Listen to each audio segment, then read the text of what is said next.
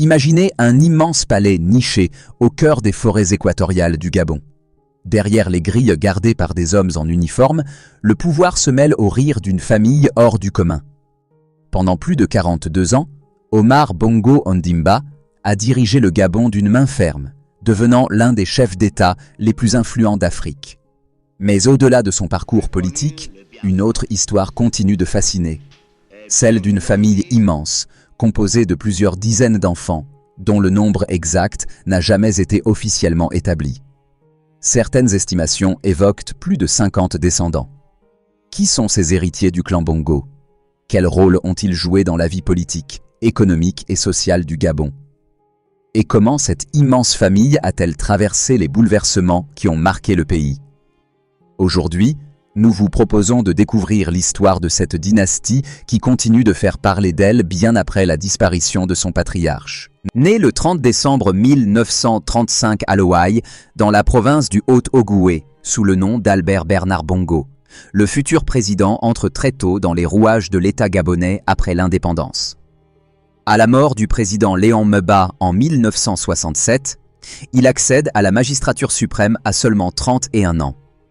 Quelques années plus tard, en 1973, il se convertit à l'islam et adopte le prénom d'Omar.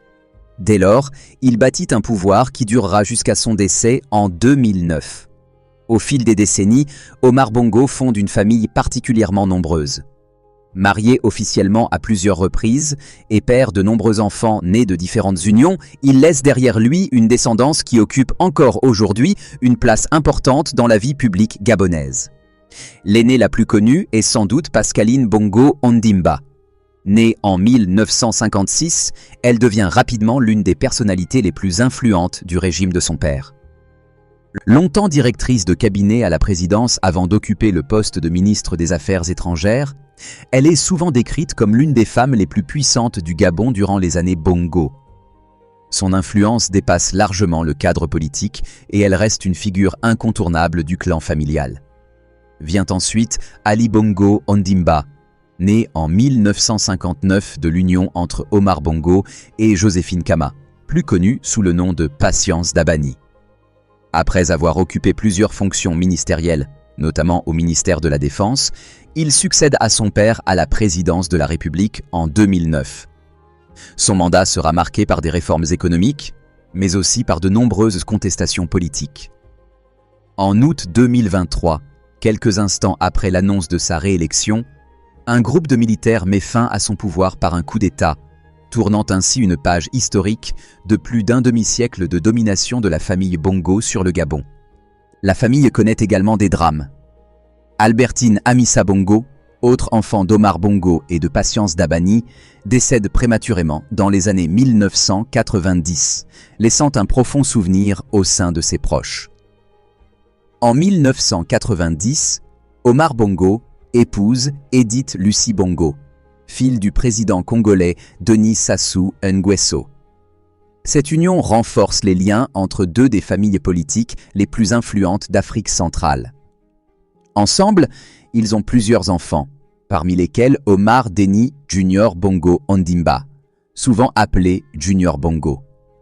Né en 1994, Junior Bongo grandit dans un environnement marqué par le pouvoir et les responsabilités familiales.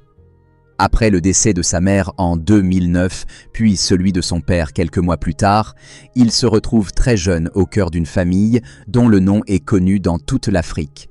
Depuis plusieurs années, il apparaît régulièrement dans l'actualité en raison des enquêtes judiciaires ouvertes en France dans le cadre de l'affaire dite des biens mal acquis, tout en restant beaucoup plus discret que certains autres membres de sa famille. Au-delà de ses enfants connus du grand public, de nombreux autres fils et filles d'Omar Bongo vivent loin des projecteurs. Certains résident au Gabon, d'autres en France, aux États-Unis ou ailleurs.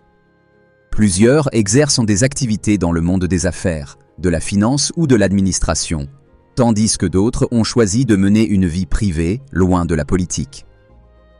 Le nombre exact des enfants d'Omar Bongo n'a jamais été officiellement confirmé.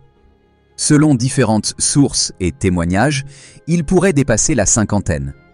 Cette particularité a largement contribué à alimenter les récits autour de la famille Bongo, devenue l'une des dynasties les plus célèbres du continent africain.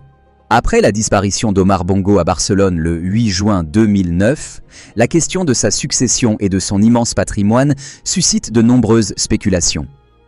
Les enquêtes françaises sur les biens immobiliers et les avoirs de certains membres de la famille alimentent régulièrement les débats, tandis que les divisions internes du clan deviennent parfois visibles au grand jour.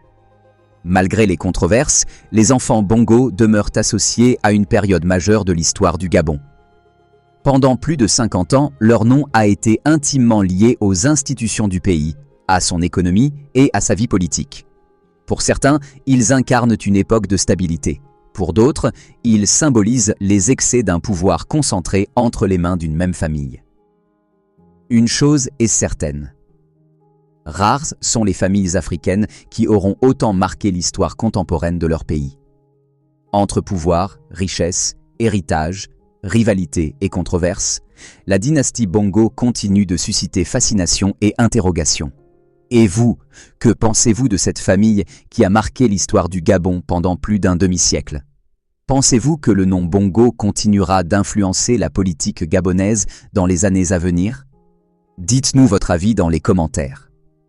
N'oubliez pas de laisser un like, de vous abonner à la chaîne et d'activer la cloche pour découvrir d'autres histoires fascinantes consacrées aux grandes familles qui ont marqué l'Afrique.